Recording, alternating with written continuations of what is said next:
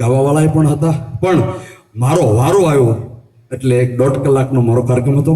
એમાં હું બોલ્યો છો કે આ રથ નીકળ્યો છે ને એ રોહિતજી, બધા રોહિતજી ઠાકોરના વખાણ કરતા હતા અને ઠાકોર સમાજના વખાણ કરતા હતા. ઠાકોર સમાજનો રથ, રોહિતજી ઠાકોરનો રથ.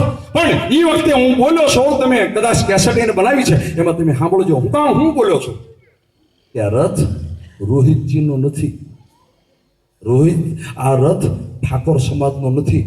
આ રથ છે એ 4 જુગની ખબર જોગણી, 4 ભુજાવાળી અને 4 વેદમાં તને વખાણી એવી મહાકાળી બેઠેલા છે, માનો રથ છે.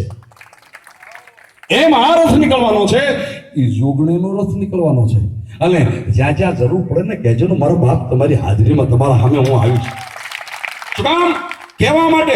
અને મા માટે કહેવામાં શરમ નહીં. જે મા માટે કહેવામાં શરમાય એ માનવ ન કહેવાય, એને બીજું ના કહેવાય.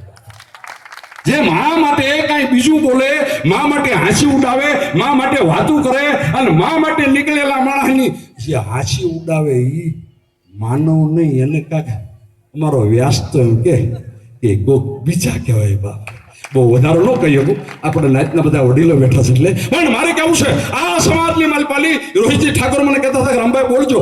હું બોલજો કે અમારે નાચમાં કાંક બોલજો. તો હું બોલ્યો છું. આપણી નાચમાં તો કહી ન કહું, મારા હૃદય પર ભાર લાગે એટલે. શું કામ? હું તમને એમ કહું કે ઘરે ઘરે એવા સંસ્કાર આપજો. કેવા? તું રિવાજ ગયો જાય, તું વ્યસનો હોય તો વ્યા જાય, અને એવા સંસ્કારો. જો કે શિક્ષણ હશે તો સંસ્કાર આવે એવું ન માનતા.